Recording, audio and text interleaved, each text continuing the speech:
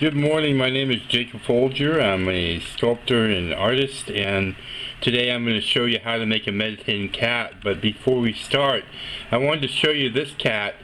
Way back in the early 1990s, I used to frequent a outdoor cafe, and I used to sit out there and sculpt. And it was in Adams Morgan in Washington, D.C. I really can't remember the name of the cafe, but I would sit out there and sculpt clay, and I made this meditating cat there one day, and I went on also to make a meditating dog and frog that became part of a collection I called the Zen Friends collection.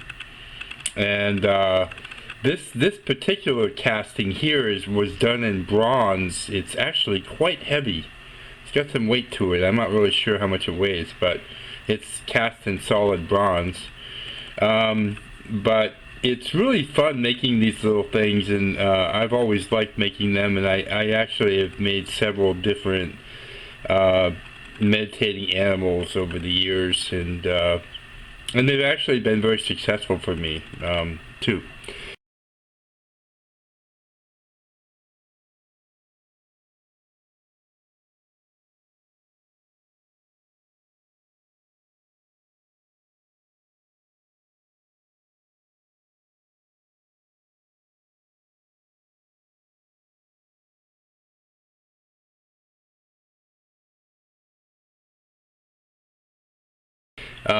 So I want to get started here. So we're going to be working here today with Sculpt. It's a polymer clay. I work in black because it's the base coat for the bronze finish I do, and that way I don't have to paint it, and it just looks really good when I'm finished. So I work in black. So I just want to stress that it's Sculpt brand number 3, and I buy it by the pound because I use quite a bit of it. But you also can get it in, pardon me, in 2-ounce packages and 8-ounce packages, and you really should just shop around. I find it online for between $8 and $10 a pound. But you can easily spend more than that, substantially more, even $15 a pound for it. So the best thing to do is just shop around, see if you can find a good deal. So that's what we're going to be using. I already have some open here, so we got this here.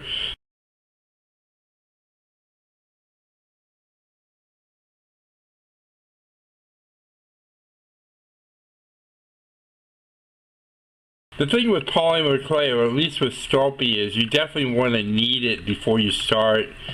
And so that's what I'm doing here. I'm just basically squeezing it,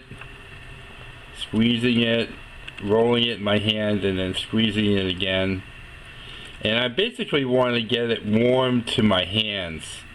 That's what I'm trying to achieve here. Just so it's easier to manipulate and to change into to sculpt with. Okay, and then once I get it fairly soft and pliable, I'm going to roll it into a ball. That's going to be my starting point. So I'm just going to roll it between the palms of my hands into a ball. And then what I want to do is I want to take my 2 fingers like this. You can see that. And I'm going to roll it to and fro like this, and what I'm trying to do is create the shape of the head and the lower body, and the reason why I'm doing that is because instead of sculpting the head separately and then adding it later, I've already got it attached to some assemblage of a body, and it will just be a lot more hardy if I do it that way. So oftentimes I do sculpt the head separately and put it on, but in this case I want to try it this way. Okay, and then I'm just going to press it with my thumbs a little bit, kind of making the head portion uniform. Make it mostly uniform, going all the way around. Okay, and now what I'm going to do is I'm going to take my fingers, my thumbs, and I'm going to press in to the clay, creating the eye indentations, and then also by doing that I've got the bridge of the nose there as well, like that. Okay, so now I'm going to take another piece of clay, and just remember that whenever you're drawing clay, taking clay from another block to work with, that you definitely want to knead each little piece. It only takes a second because it's much smaller, and it doesn't take as much to warm it to your touch. And I'm going to add, I'm just going to take this little ball here and I'm going to add it to the bridge of the nose.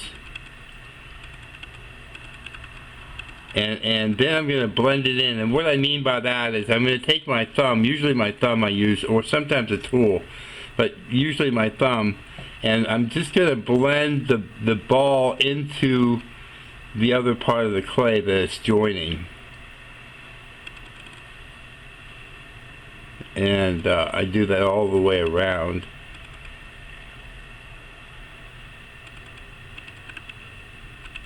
Like that.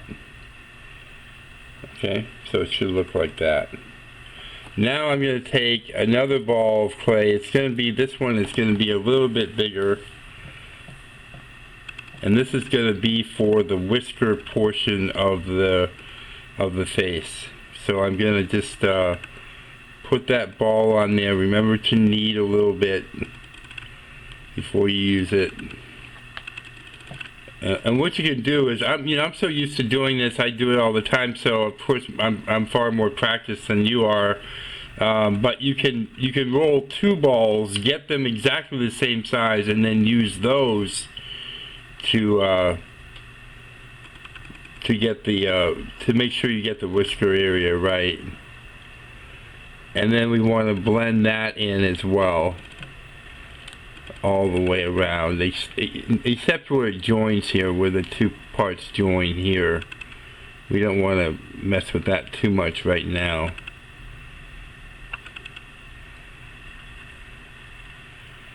Okay, so he's starting to take shape here. He's starting to look like a cat. And then you can take another little bit of clay, another little ball of clay, kneading as you go. Almost just rolling it, and squeezing it a little bit will be sufficient. We're going to put that down here for his lower jaw. And if a tool comes in handy, you can use a tool. Just bring this up close so you can see it. This is just a sculpting tool. If you've been watching my videos, you know that I've had this sculpting tool for many years. It's wood, and it has two different options. I have this one, and I have this one that I've been carrying around. I lost this one for several years, and then I found it again in my stuff. So this is a really nice tool here. I like this shape. I use it a lot. So I'm just gonna blend in the lower jaw to the neck area there. Okay. And then now I'm going to take, I use all kinds of things for tools. This is a paintbrush, but I'm going to use the back end of the paintbrush here to create the eye sockets. So I'm just pressing in and creating a hole for the eye socket, like that. And then I'll take a small piece of clay, just a little tiny piece of clay for the eyeball. Drop it in there. I'll make the other one for the other side. After you do this several times, you kind of get the feel for it, and everything goes a little bit faster maybe. But when you're first learning, it's probably going to be a little bit dicey for you at first. But that's okay. You can pause the film also. You can pause the video. Okay, so once we've got the eyeballs in, we can take this tool here. It's a little bit sharper than the other tool. The other one's a little bit more dull. So we're going to take this tool here that's a little bit sharper, and we're going to create the eye pupils just by pressing in to create that look that the eyes actually can see because they have pupils like that. And then you can take a little ball of clay and then roll it into a noodle like that and put it on top to create the eyelid. You can do that on the other side as well.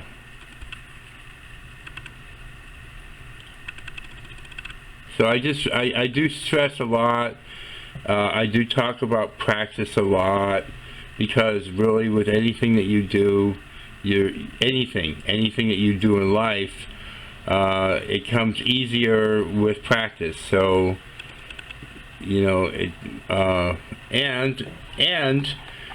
you know, sometimes if you're not able to concentrate as well as other times,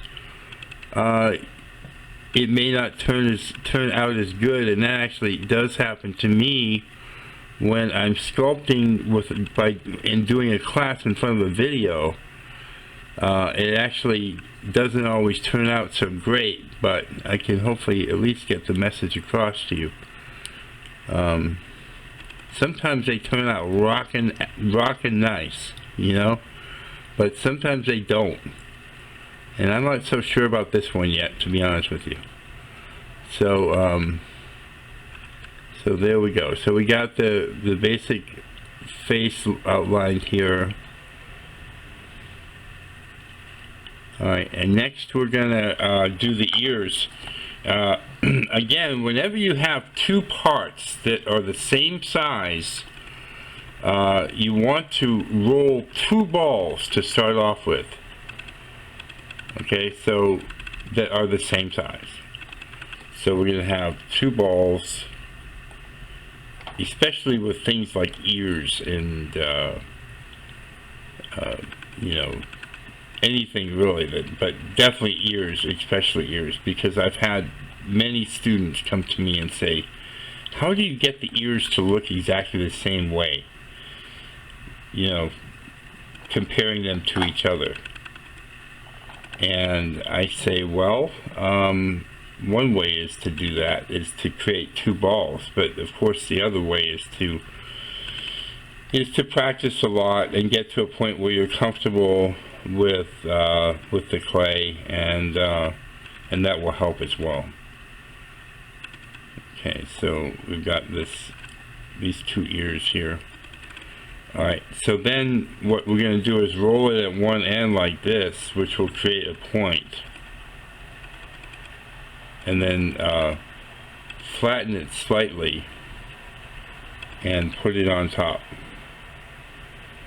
And then do the other, before you get it all molded in there and everything, don't start working that ear and getting it all done and complete until you've got the other ear on.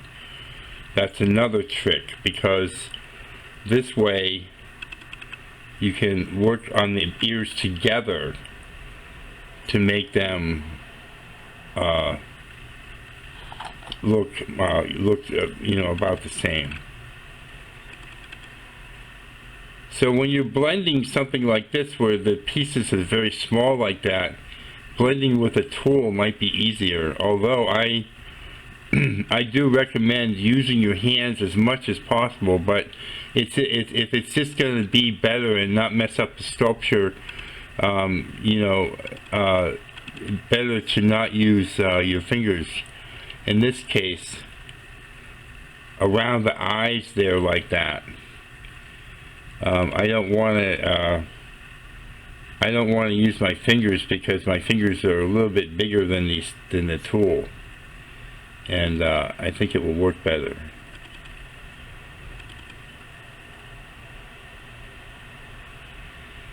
So we've got that, and don't worry about the roughness, because I'm going to show you how to smooth polymer clay. I don't think it's well known how I do this. I'm going to show you though. I'm going to show you how to smooth it. I don't think a lot of people know that you can smooth it with warm soapy water. And I've been doing that a little bit, and it works really good.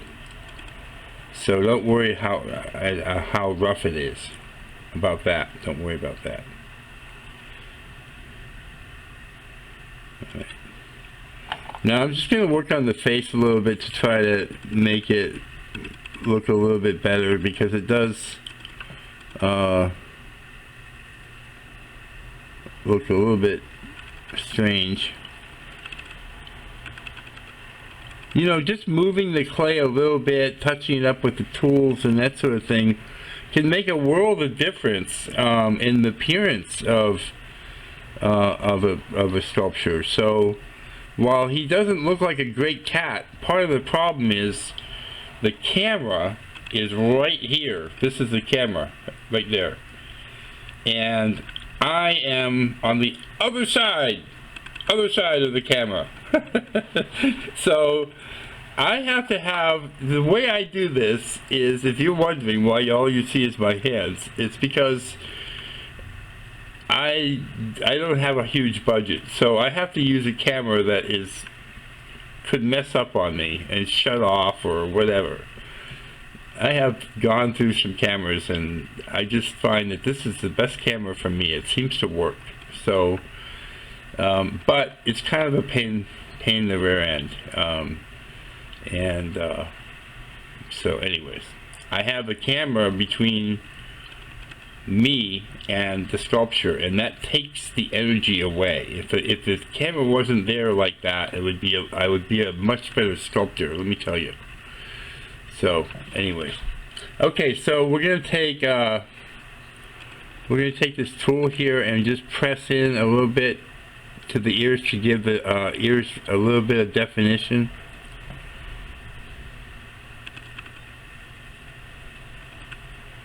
Yeah, like that. And then you can just adjust the ears to make them uniform and about the same shape. And you know, I wouldn't worry about it. I wouldn't become too anal with it, because it's important for them to look good, but I mean, I think some people just sit there and just doodle with them, the ears or whatever, for like really long periods of time, and I just don't think it's necessary to do that. Okay, so now we've got the basic cat down here, and what I'm going to do now is take a piece of clay,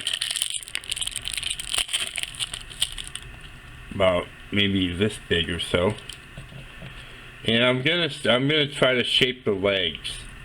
And you know, keep in mind that he's sitting in a lotus position, so it's not like there's going to be much in the way of legs, you know. So I'm going to roll a ball like that, roll a ball and then roll a noodle, remembering to knead a little bit, and then I'm going to form a shape like that. Like that.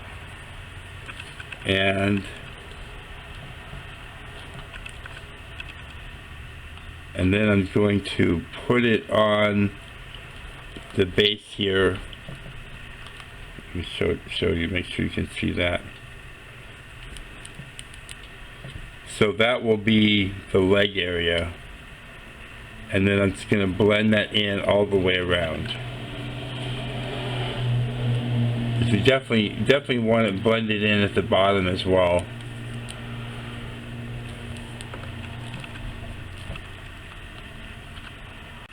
Okay, so we've got the legs started there, and they're basically, the idea is that they're crossed. They're crossed. So next we're going to take another piece of clay.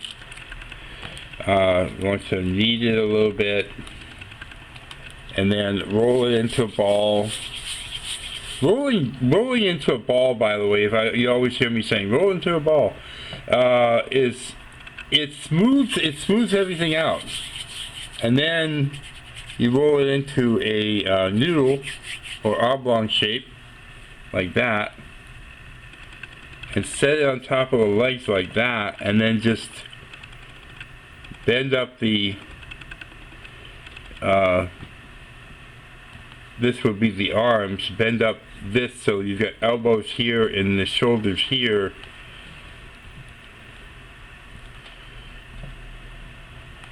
and then you can blend that in around there, and that creates the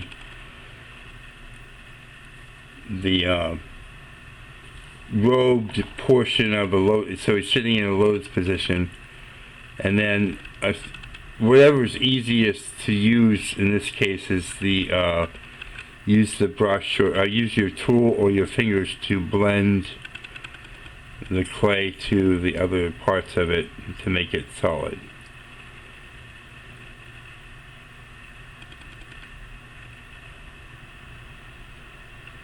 And again, you know, don't worry about roughness, because right now we're just roughing it out, and we'll have an opportunity to make it smooth in a little while. And then you can just you know, just form it and you know, move it and prod it with your hands to make it, you know, look uniform and that sort of thing. I'm taking a little bit off the bottom here because that looks a little thick to me, the knee there. Okay, and now we're going to take another bit of clay and knead it a little bit, roll it into a ball as a starting point because it makes it nice and smooth, and then we're going to roll it to and fro. And you can do this between the palms of your hands, or you can do it like I'm doing with my fingers.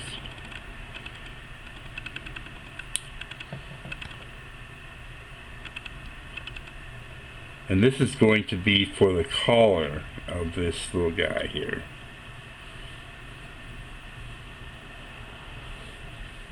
So I'm going to start here, bring it around,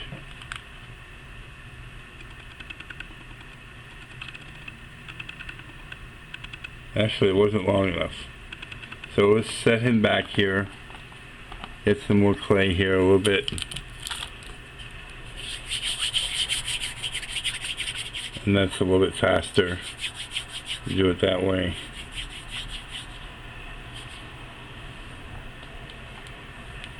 Okay, so just want this to be a uniform piece, and there we go.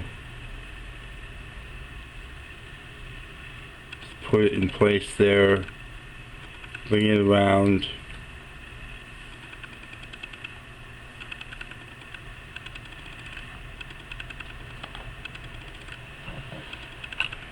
there we go. Now you can sculpt that in.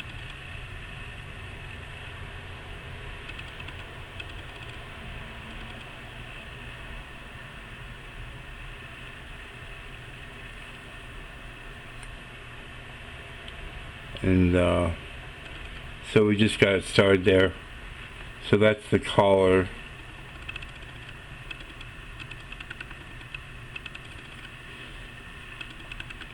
And then the next part is the folds. First I want to go to just dead center here for the sleeves of the arms. I want to just define that Then what I'll do is I'll take a noodle of clay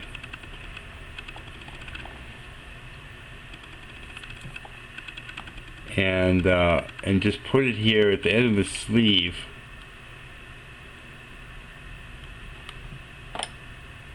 And just roll it up here in the bottom so it's kind of, so that's the end of the sleeve, that's how it terminates. So I'll do that on the other side.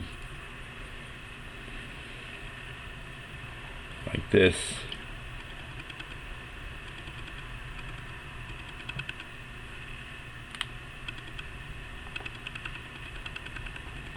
And then like this here, like that. Now there's a couple ways to do, I want to blend that in real quick. There's a couple ways to do the wrinkles of the robe. One way is to create little sections, little pieces like I just did for the sleeves, and lay them on and sculpt them in, which is very time consuming. It takes a lot of time. That is how I did the robe on my bronze meditating cat. You can even see, and this is good to show you because this is, you can visualize, you know, you can see that I made the little sleeve and then I made the next little piece here, and I went around and I did it that way to create the robe. Another way to do it is one that I actually like because it actually looks like the robe is really loose, really I'm not sure the term for it, I guess just really wrinkly. And so what I do is I take more of a sharper tool like this one here works pretty good. And I just basically put in an indentation or line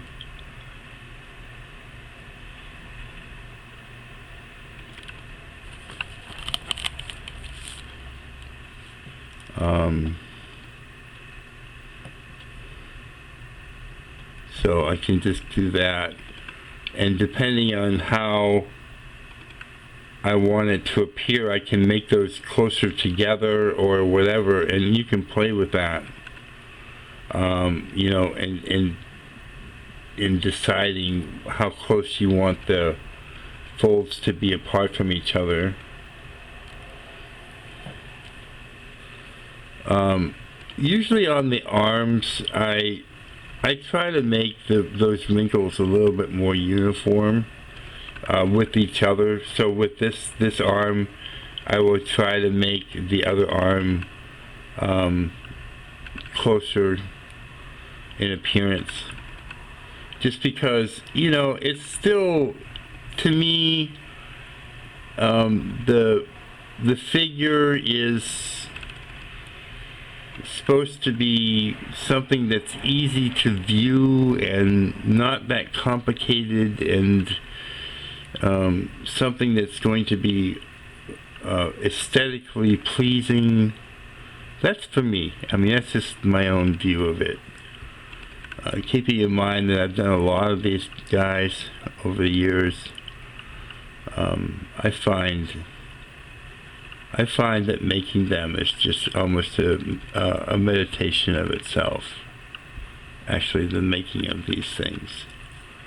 Okay, so you can see the arms are pretty close. They're not exactly the same, but they're pretty close.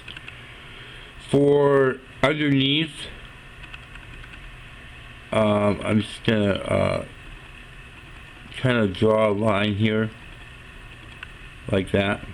So there's one, and another here.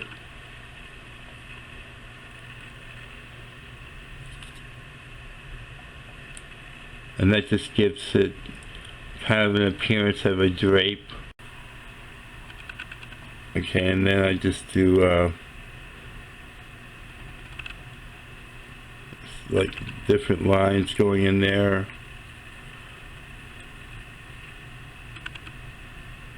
And this can be fairly random, the way you do this here.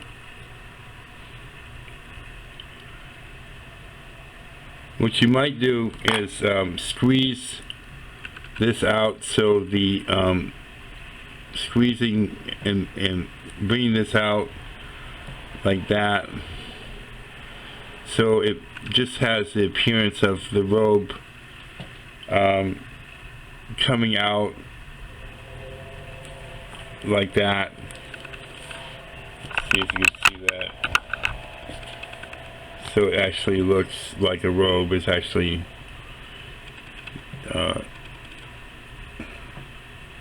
coming out and draped out onto the floor.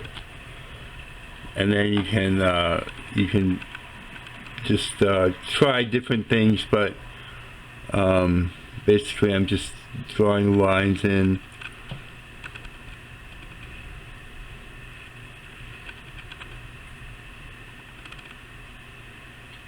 There we go. So there he is, pretty much. I mean, as you can get his form down by just moving him around and shaping him and that sort of thing. And if you obscure any of the robe wrinkles, you can go back and you know, just touch him up a little bit.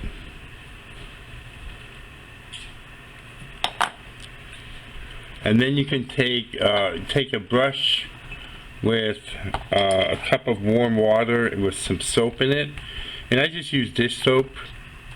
In this case, I'm using Dawn. If you're wondering what would be good, I'm using Dawn. And you can take your brush and just go over it. I wouldn't put a whole bunch of water on it. I mean, I would dip your brush and then dab it off really good, and then just take your time and go around and smooth the sculpture off.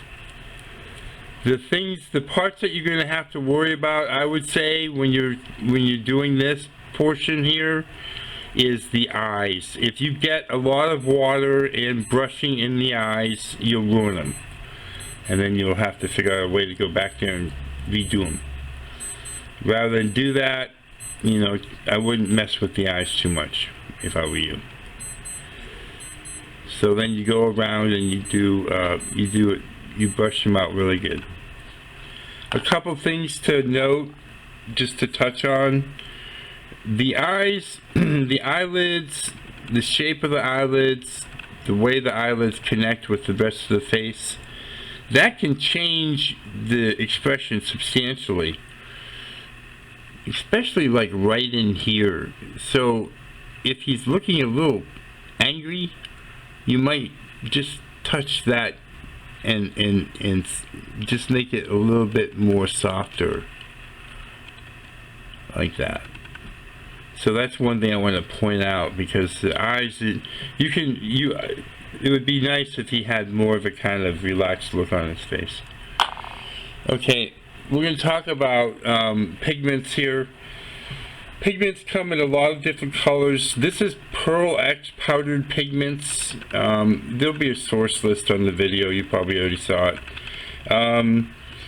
And this is a good product, but there's other products. There's all kinds of products, but mainly it's Pearl X pigments. And I like the metallic ones. This is a kind of a gold color here. Also refer to it as bronze. It's just a powder, and what you can do is you can just dip your finger in it like this. I have done this for years and years, and I have not grown a third eyeball yet, so I will tell you, I think it's probably okay to do this as long as you wash your hands afterwards and don't put it in your mouth, or obviously, or anything like that. Once you get it on your finger like that, you can swirl it like that with your thumb, and then you can just put it on, and you can see it's just gorgeous. Oh my, I love it. I love it.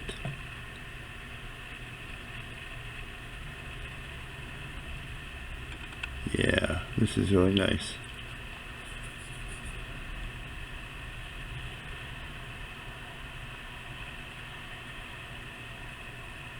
And it it just seems to work better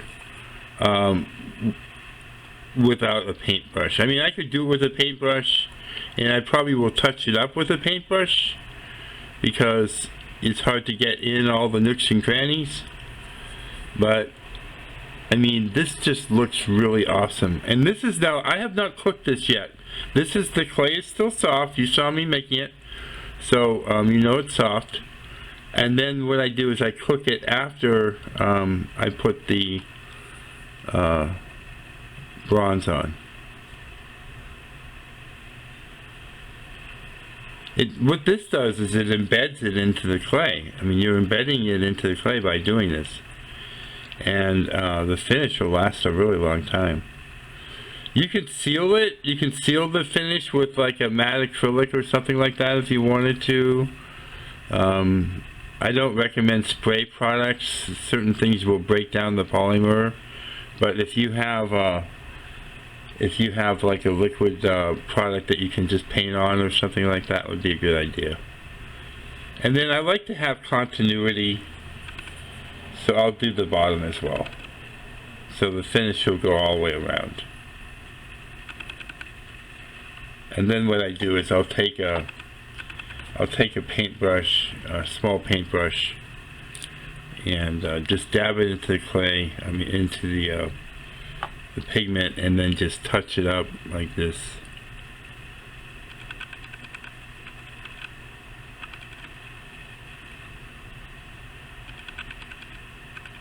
Like that.